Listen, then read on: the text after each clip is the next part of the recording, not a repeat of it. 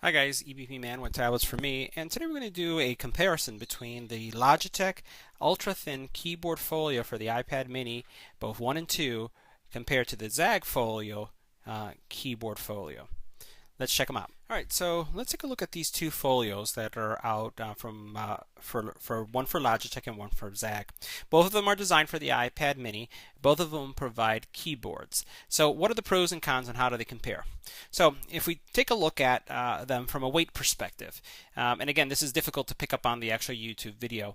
The iPad mini folio case from Logitech is slightly lighter than the Zagg, and Zagg has historically always had heavier keyboards.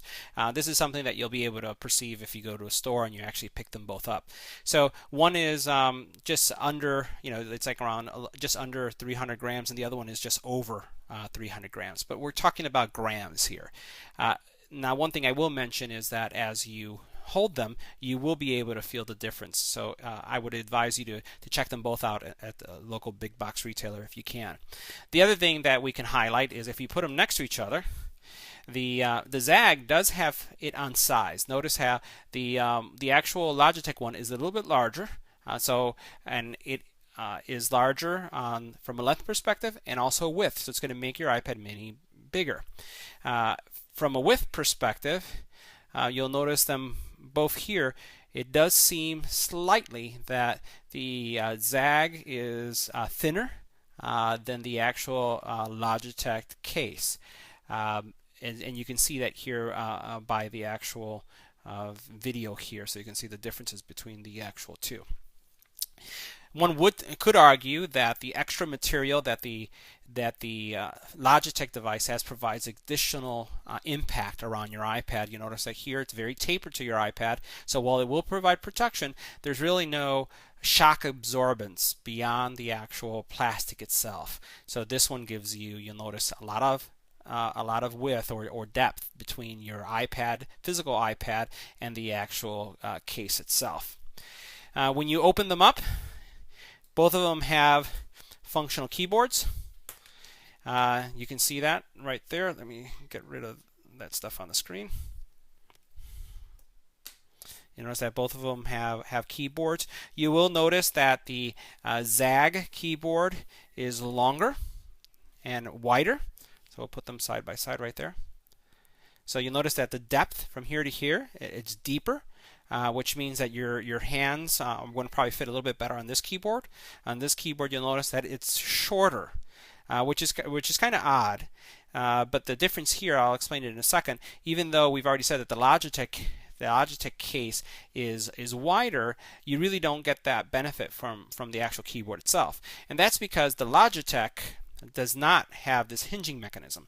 So you notice here in the Zagg, you have this hinging mechanism.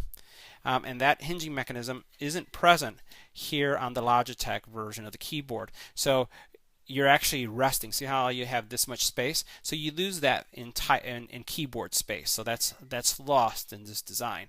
The Logitech model uses a magnet to hold your iPad in place, and the Zagg basically uses this hinging function to hold it in place.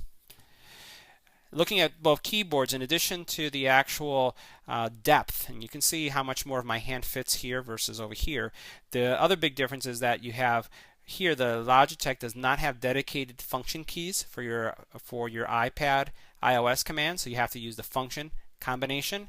And here in the actual Zagg, you have the dedicated keys where you don't have to do any function commands in order to activate them.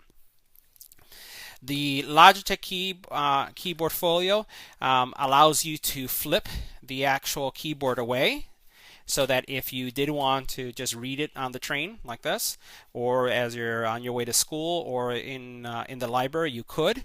The Zagg does not allow you to do that. The Zagg is pretty much locked in laptop mode, and you really can't flip it around. The Logitech keyboard case You'll notice because it doesn't use a hinge mechanism, if we look at this right here, this is very sturdy because it's in a laptop mode. Over here, it's very flexible, and you can tug it off and remove it. It's not really designed to the level of this one to be a permanent keyboard laptop model.